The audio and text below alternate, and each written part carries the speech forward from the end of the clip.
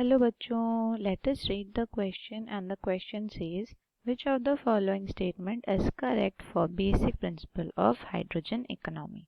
तो आपको बताना है हाइड्रोजन इकोनॉमी के लिए इनमें से कौन सा स्टेटमेंट ट्रू है।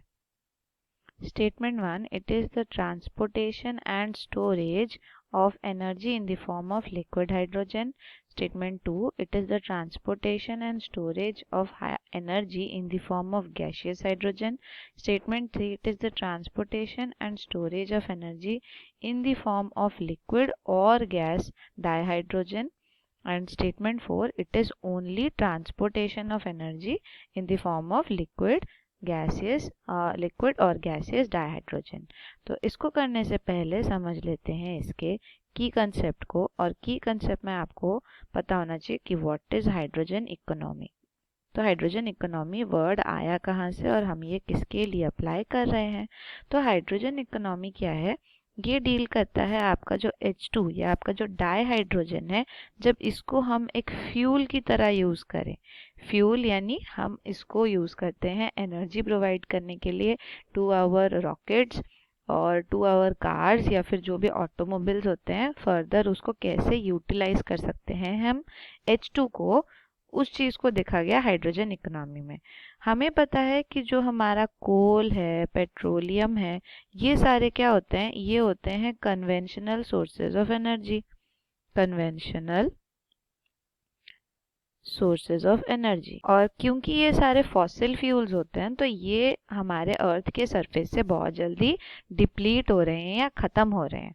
तो इसीलिए इन कन्वेंशनल सोर्सेज ऑफ एनर्जी को बचाए रखने के लिए हम क्या कर रहे हैं, एक ऑल्टरनेटिव वे पे चले जाते हैं।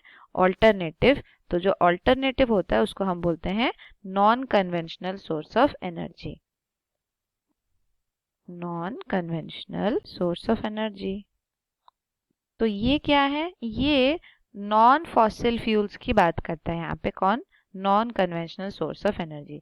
सो दैट हमारा जो कोल और पेट्रोलियम इतनी तेजी से खत्म हो रहा है, उसके ऑल्टरनेटिव में हम किन चीज़ों को यूज़ करके एनर्जी प्रोवाइड कर सकते हैं। तो आपने देखा होगा हाइड्रो एनर्जी, फिर आपका होता है विंड एनर्जी, सोलर एनर्जी, ऐसे बहुत डिफरेंट टाइप के एनर्जी फॉर्म्स होते हैं जिनको यूटिलाइज करके हम अपने फैक्ट्रीज, इंडस्ट्रीज और बाकी सब ऑपरेट करने की कोशिश कर रहे हैं। बट एक बहुत अच्छा तरीका है आपका H2, जिसको भी हम यूज़ कर सकते हैं as a non conventional energy sources. और H2 आपको पता है ये आपके गैशियस फॉर्म में सबसे ज़्यादा एग्जिस्ट करता है, right. And H2 as a gas is very light in weight and it can be easily stored as liquid also. लेकिन होता क्या है, जब अगर आप इसको ट्रांसपोर्ट करने की बात करते हैं, तो जब हम इसकी ट्रांसपोर्टेशन देखते हैं तो इसको दो तरीके से कर सकते हैं। अगर आप H2 को in the form of gas करना चाहते हैं ट्रांसपोर्ट, तब तो आप इसके अंडरग्राउंड पाइप्स बना सकते हैं। अंडरग्राउंड पाइप्स से आप इसको ट्रांसफ़र कर सकते हैं। और अगर आप इनको लिक्विड फॉर्म में ट्रांसफ़र करना चाहते हैं, तब आप इनको बाय रोड्स लेके जा सकते हैं। जैसे कि अगर आपको ट्रक्स में लेना होगा या रेल के थ्रू लेना होगा, तो आप उसमें क्या कर सकते हैं, बड़े बड़े टैंकर्स में ले सकते हैं जो कि हाईली इंसुलेटेड होने चाहिए। इंसुलेटेड टैंक्स होने चाहिए, उनको सारा प्रॉपर कंडीशन में रखा गया होगा, और तब आप इस H2 को in the liquid form also transport कर सकते हैं। तो होता क्या है, ये जो आपका H2 है, इसका ये जो बॉन्ड है, this bond is very short, और इसको तोड़ने के लिए आपको एक high amount of energy required होती है। High amount of energy. इसी हाई अमाउंट ऑफ एनर्जी को जो हम यूज़ करते हैं, मतलब जो हम रिलीज करते हैं इसके बॉन्ड टूटने से, जिसके बॉन्ड डिसोसिएशन एनर्जी है वो इतना हाई है, इसीलिए हमने साइंटिस्ट लोगों ने देखा कि क्या है, अगर हम इसको ब्रेक करते हैं तो बहुत हाई अमाउंट ऑफ एनर्जी क्या होता है, आपका रिलीज होता है। और ये जो एनर्जी रिलीज हो रहा है, इसी को आप फिर आपके फ्यूल में या फिर आपके in the form of non conventional energy resources में यूज़ कर रहे हैं। तो हाइड्रोजन इकोनॉमी का जो बेसिक प्रिंसिपल है वो इन्हीं के स्टोरेज और ट्रांसपोर्टेशन की बात करता है। तो you can write down basic principle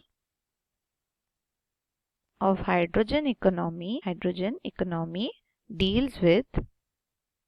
deals with production, storage and transportation of both liquid and gaseous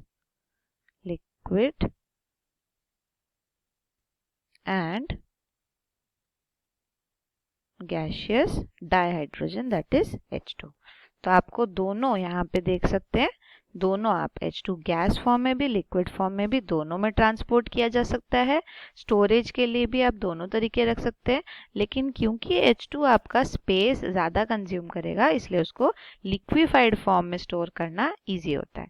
तो hence we can say that our final answer will be option number C, that is it is transportation and storage of energy in the form of liquid or gaseous dihydrogen. So hope you understood it well. Best of luck.